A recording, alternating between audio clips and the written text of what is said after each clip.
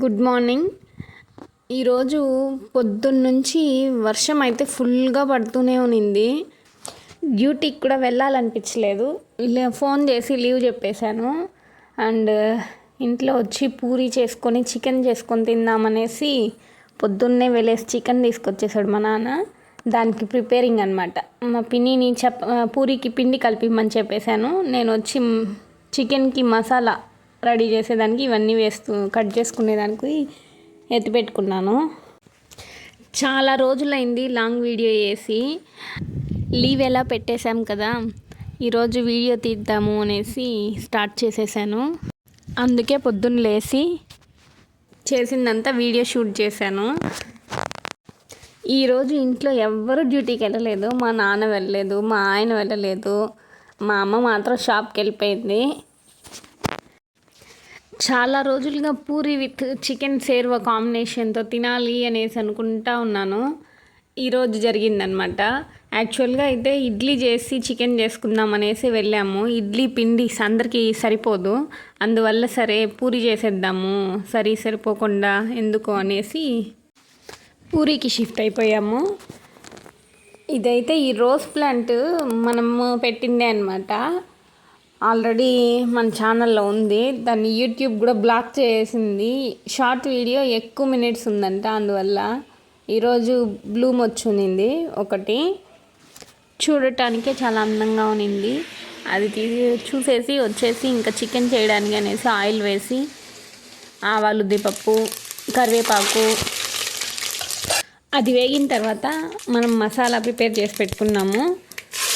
ఆ పేస్ట్ అయితే అందులో వేసేసి బాగా ఫ్రై చేసుకునేసేయాలి. ఇందులో టమాటా, ఆనియన్, తెల్లగడ్డ, అల్లము, కొత్తిమీర, మిరియాలు ఇవన్నీ వేసి గ్రైండ్ చేసుకునేసాను. దాన్ని వేసి బాగా ఆయిల్ వదులుతుంది కదా, అంతసేపు ఫ్రై చేసుకొని చికెన్ వేసుకునేసేయాలి. ఒక పక్క నిప్పట్లు కాలుద్దామనేసి డిసైడ్ అయిపోయామన్నమాట. దానికే మా నాన్న బియ్యం నానబెట్టి ఆరేస్తూ ఉన్నాడనమాట. నిప్పట్లు, మురుకులు, పబ్బిళ్ళలు ఇవన్నీ కాల్చుకుందాము, ఫ్రీగానే కదా ఉన్నాము, అందరం లీవ్ వేసాం కదా అనేసి దానికోసము బియ్యం నానబెట్టి ఆరేస్తూ ఉన్నాడు. ఇంకా చికెన్ కూడా ఉప్పు, పసుపు వేసి బాగా ఫ్రై చేసుకున్నాను. ఇంకా మిరప్పొడి వేసి కొద్దిగా సేపు ఫ్రై చేసుకునేసి వాటర్ వేసి ఉడికించుకోవాలంతే. ఇంకా చికెన్ సేర్వా అయితే రెడీ అయిపోయింది. ఇంకా పూరీలు కూడా ఒక పక్క కాల్ చేసాము. వేడి పూరి విత్ చికెన్ సేర్వా రెడీ అయిపోయింది. తినేసి ఇంకా మురుకులకి కూడా బియ్యము, ఉద్దిపప్పు, శనుగులు ఇవన్నీ వేసి గ్రైండ్ చేసుకొని వద్దామనేసి బకెట్లో వేసుకునేసాము. ఇంకా వెళ్ళాలి. ఉద్దిపప్పు కొద్దిగా ఫ్రై చేసి వేసుకున్నాం అంతే. ఇంకా దాన్ని రుబ్బించుకొని రావడానికి తిరుచానూరుకి వెళ్తూ ఉన్నాము. ఇక్కడ దగ్గరలో కూడా ఉంది, కానీ క్లైమేట్లో అట్టా తిరిగేసి వద్దాము, బాగుంది కదా అనేసి తిరుచానూరుకే వెళ్దాం అనేసి వెళ్ళాము. అండ్ అక్కడ తిరుచానూరు బ్రిడ్జ్ దగ్గర వాటర్ ఎన్ని వస్తున్నాయి అనేసి చూడటానికి కూడా అనమాట. పిండి మిషన్ దగ్గరకు అయితే వచ్చేసాము. ఇక్కడ వీళ్ళు గానుగ నూనె అంటే వాళ్ళే ఆడిచ్చి అమ్ముతూ ఉన్నారు. శనగ నూనె, ఆముదము ఇవన్నీ అమ్ముతారంట. అండ్ ఇక్కడ రాగులు, జొన్నలు ఆడించడానికి సపరేట్ మిషన్ అంట ఇది. నేను ఫస్ట్ టైం చూస్తూ ఉన్నాను. ఈ వర్షంలో ఆవుకి ఏమైందో తెలియట్లేదు, కాళ్ళు ఏదో ఫ్రాక్చర్ అయిందో ఏమైందో, సంథింగ్ ఏదో జరిగింది, నడవలేక నడిచి వెళ్తూ ఉందన్నమాట. పాపం అనిపించింది. అండ్ తిరుచానూరు బ్రిడ్జ్ దగ్గరికి అయితే వచ్చేసాము. వాటర్ అయితే బాగా ఎక్కువగానే వెళ్తూ ఉంది. ఇంకొకసారి కానీ వర్షం ఇలా పడిందంటే పైకి వచ్చేస్తుంది, రోడ్ పైకి వాటర్ అంతా.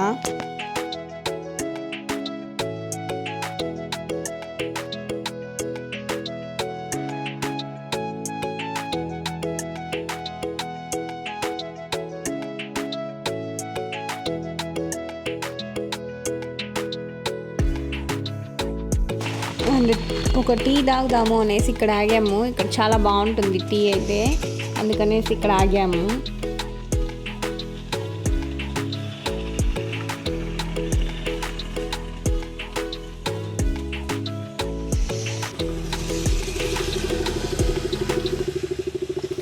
టీ అయితే పొగలుగా ఉంది. టేస్ట్ కూడా చాలా బాగుంటుంది. ఇక్కడ 15 రూపీసే పెద్ద కప్తో ఇస్తారు. అండ్ తాగేసి రిటర్న్ కూడా అయిపోయాము.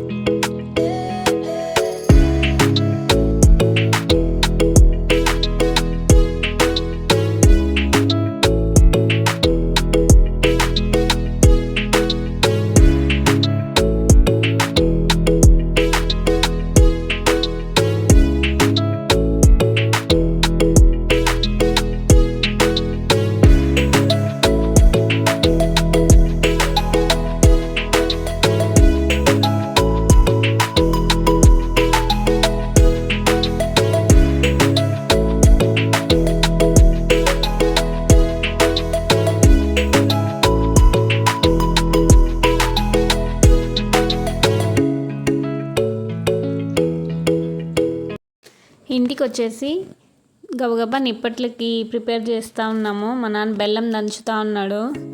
మామూలుగా అయితే మాకు ఇవన్నీ చేయడం కూడా రాదు. మేము ఎప్పుడు చేయము. మా పిన్నికి అన్నీ తెలుసు అనేసి, మా పిన్ని ఉంది కదా అనేసి చేద్దామనేసి కూర్చున్నాము.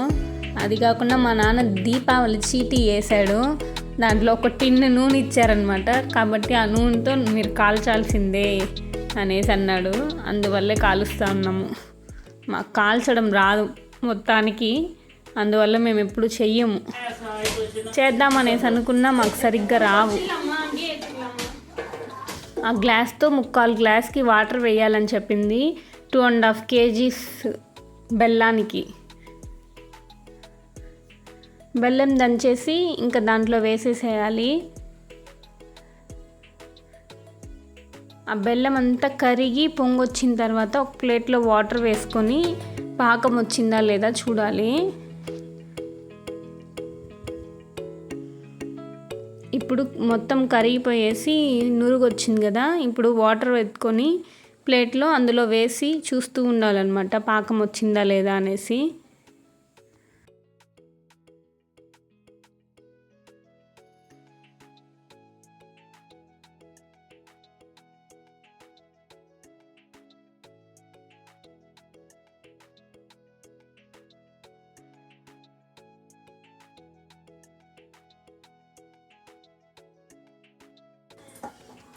ఇంకా మా పిన్ని అందులో వేసి నన్ను చూడమనింది, ఎలాగా వస్తే పాకం వచ్చినట్టు అనేసి.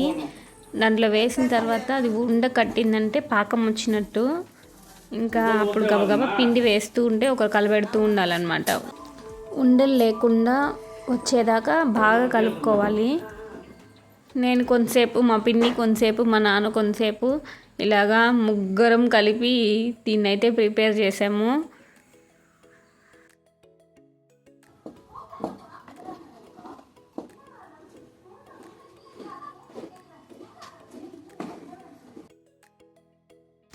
ఇంకా దాన్ని అయితే ఎత్తి పక్కన పెట్టేసి ఇప్పుడు మురుకులకి పిండి కలుపుకుంటా ఉన్నాము.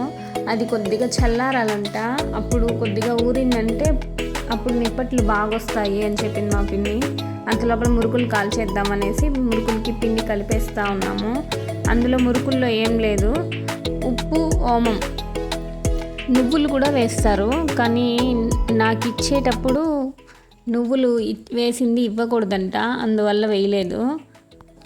ఇందులో బటర్ కానీ వేసామంటే ఇంకా పలపల అనేసి, అంటే ఇంచితే విరిగిపోతాయి కదా, అలాగుంటుందన్నమాట. ఇప్పుడు కూడా మాకు అలానే వచ్చింది, కానీ ఇంకా బాగా వస్తాయి బటర్ వేసుకుంటే. యాక్చువల్గా ఈరోజు ఈ ప్లాన్ ఏం లేదు, మరుసటి రోజు చేసుకోవాలి లీవ్ పెట్టేసి అనేసి అనుకుంటా ఉన్నాను. పొద్దున్నే మా నాన్న నేను ఈరోజు వెళ్ళను డ్యూటీకి అన్నాడు. సరే, నాకు కూడా వర్షం పడుతుంది కదా, నాకు కూడా వెళ్ళాలనిపించలేదు. అలానే మా ఆయన మీరందరూ వెళ్ళలేదు, నేను వెళ్ళను అనేసాడు. ఇలాగ ముగ్గురం లీవ్ వేసి, సరే లీవ్ వేసాము కదా అందరం అనేసి దీన్ని ప్రిపేర్ చేయడానికి కూర్చునేసాము.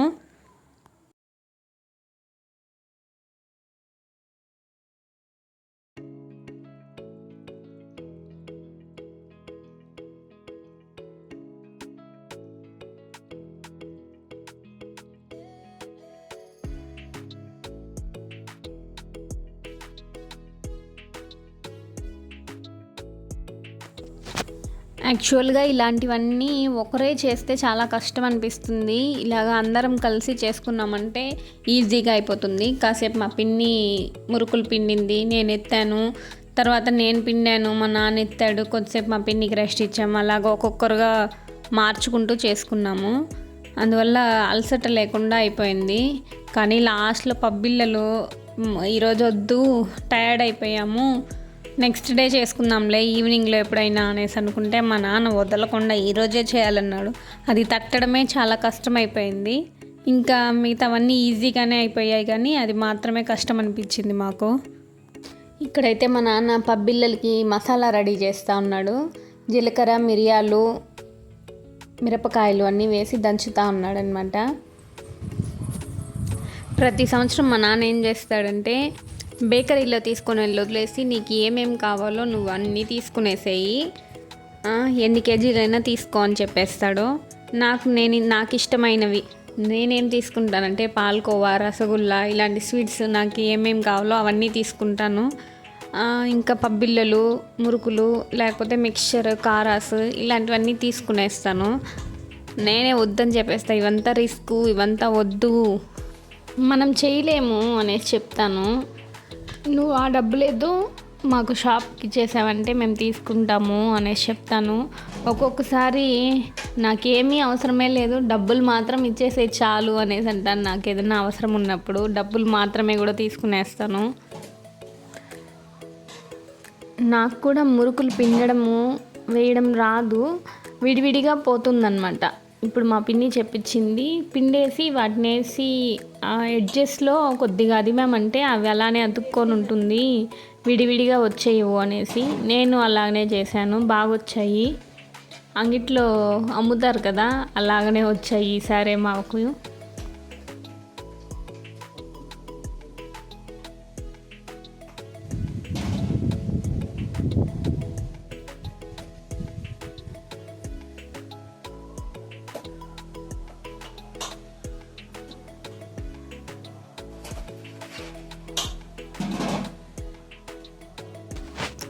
మాకు 2 నుంచి 5 వరకు మురుకులు కాల్చడానికి టైం పట్టింది, 3 hours పట్టింది. అది అయిన వెంటనే నిప్పట్లు కాల్చడానికి ఎత్తుకునేసాము. నిప్పట్లు తొందరగానే అయిపోయింది, 5 నుంచి 6 వరకు కాల్చేసాము. 1 hourలో కాల్చేసాము నిప్పట్లు అయితే ఈజీగా. ఇది తొందరగా ఉడికిపోతాయి, మురుకులు కాలడానికి చాలా టైం తీసుకునింది. నేను కాలుస్తూ ఒక పక్క తింటూ చేస్తూ ఉన్నాను. వేడివేడిగా తింటూ చేస్తే బాగుంటుంది కదా, అది చల్లని క్లైమేట్కి వర్షం పడుతూ ఉంటే చాలా బాగా అనిపించింది.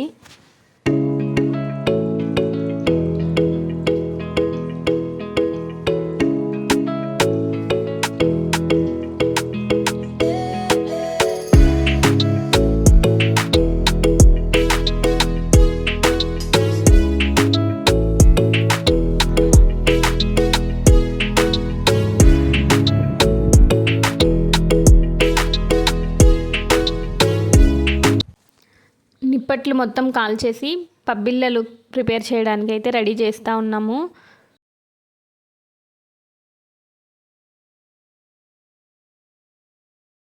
దీనికి వచ్చి 2 కిలోల బియ్యం పిండి తీసుకున్నాము, 1/2 కిలో శనగుల్ని గ్రైండ్ చేసుకొని కలుపుకున్నాము. అలానే పచ్చెనగపప్పు ఒక 100 గ్రాములు నానబెట్టి వేసుకున్నాము. మిరపకాయలు ఒక 50 గ్రాములు, జీలకర్ర, మిరియాలు ఒక 10 గ్రామ్స్ వేసుకున్నాము. తెల్లగడ్డలు కూడా ఒలిచి పెట్టుకొని దంచి వేసుకున్నాము ఇందులో. ఇంకా వాళ్ళైతే కాలుస్తుంటే నేనైతే తింటూ ఉన్నాను. ఈ రోజుటి వీడియో అయితే ఇదేనండి. నా వీడియో కనుక మీకు నచ్చినట్లయితే ఖచ్చితంగా సబ్స్క్రైబ్ చేయండి. బాయ్.